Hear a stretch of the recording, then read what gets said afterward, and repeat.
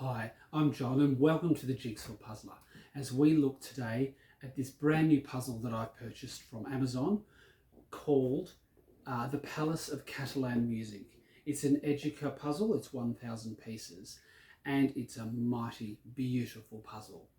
I was attracted to this image because I saw that somebody on a Facebook group had posted their completed puzzle of it. What I like about the image is all the bright colours. I also really like Art Nouveau architecture and stained glass, and that is blended all together here in this one image. These rows of vivid, bright glass in it's a ceiling inside the concert hall of the Palace of Catalan music in Spain. What we have is a dome here that hangs down into the auditorium and then goes up and around and across.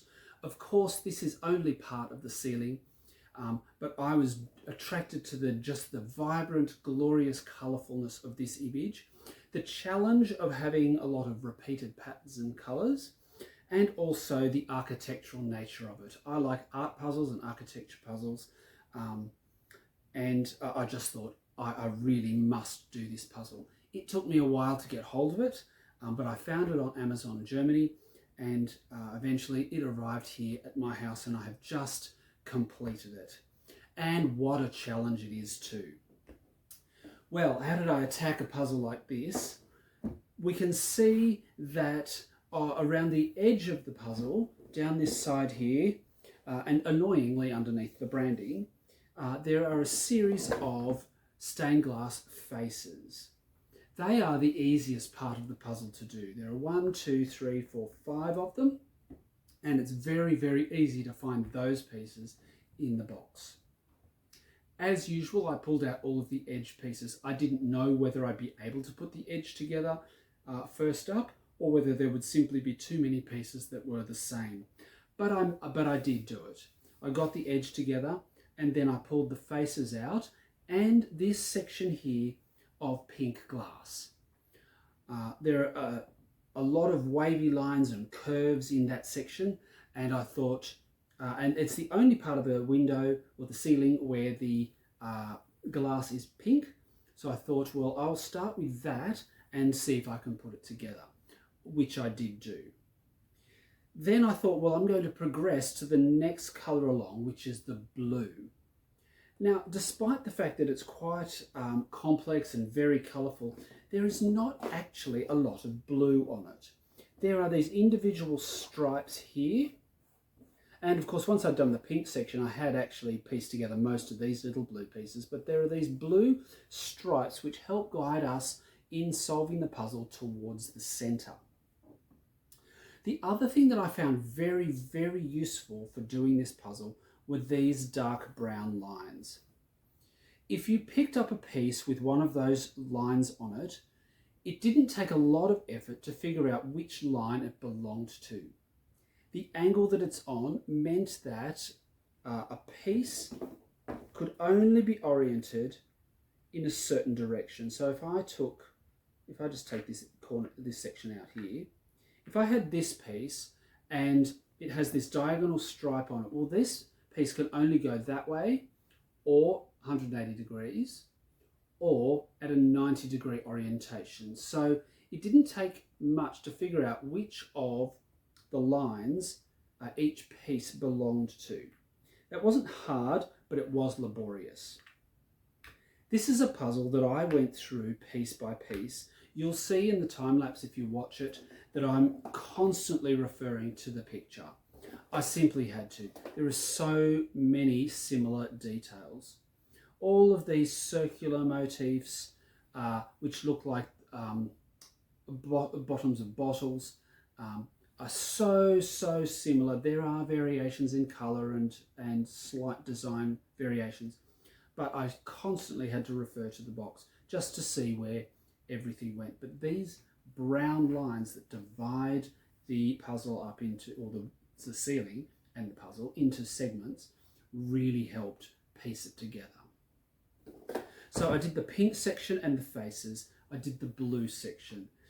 What I also did was pull out are part of this section over here, part of the actual pendulous dome itself. Because if you look closely at it, you'll see that all these circles that make up the bulk of the image, because it's a dome shape, they become skewed and very squashed and out of proportion in this stripe around here. And I thought, well, if I could pull out all the pieces that were a little bit distorted or considerably distorted, then I might be able to get that section there. That didn't happen straight away. But what I also did notice was that the main central motif of the dome is entirely flat. You see the circles as circles, not as ellipses or ovals or distorted shapes, but as actual circles. And they are bright yellow and greenish in tone. And then there is a dark ring with a white stripe in it around the outside of it. And so it didn't take much also to pull those pieces out and then eventually make the central motif. I then noticed the red pieces of glass around the outside of that central motif are quite dark and large and flat in colour. Variations in colour, some quite dark and some much lighter, but very sort of flat toned and quite large circles. So I was able to put that ring around there as well and eventually join it onto the side of the puzzle. So I worked from this side around. I did the yellow of the sun rays that come outwards from the centre. Then I did the centre and this part, finally leaving this very difficult band in the middle here, where I really did rely on looking at the lines that divide the sections up. There are lines which make the sun rays, obviously, which go out and support the ceiling this way, but there are also glazing bars which go around this way, so that if you get a piece with one of those bars on it, you can orient the piece and see approximately where it goes. That does mean there are probably a couple of places it could go. If a piece is oriented in a certain direction, it might go here. Alternatively, it might go on the opposite side or over here if it's rotated 90 degrees. It did take a bit of fiddling around to get that, but obviously I've done the puzzle and it's eminently doable. This was a brand new puzzle. There were no pieces missing. Educa, I've got one other Educa puzzle which I quite enjoyed doing, and I was really looking forward to this. The pieces are high quality, thick cardboard, no false fits, mostly matte finish here so that it's not very glossy under lights. However, I would say that it's a relatively loose fit. You can't really pick up whole sections and move them without breaking it up, and you certainly can't pick up the whole puzzle without breaking it up. But that being said, it's a very high quality puzzle. A lot of European puzzle manufacturers, I find, are in fact very high quality, and this Educa from Spain is no exception. So that's all I've got to say about the quality, about the image itself. The image speaks for itself. There are not very many individual components that you can work your way around the picture. So we've got the central dome part here with the middle motif, the sun rays coming out of it, the faces and the highly stylized patterned pink and blue section out here, and all of the bars in between. But other than that, it's a fairly, it's a busy picture, even though in some ways it's a very simple picture because it's just of one thing, but very, very busy and very difficult to do.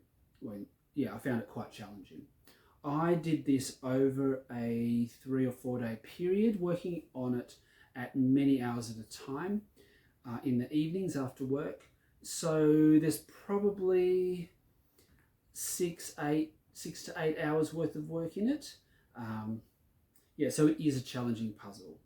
It is an absolutely stunning image, and I'm really pleased that I got it. I'm very thankful to the person from overseas, I think they were Turkish, who posted on Facebook that they had completed this puzzle.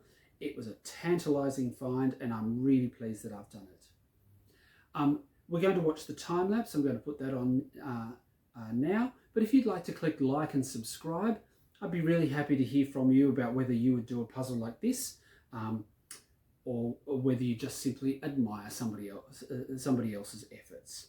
So thank you for watching, and let's go to the time lapse.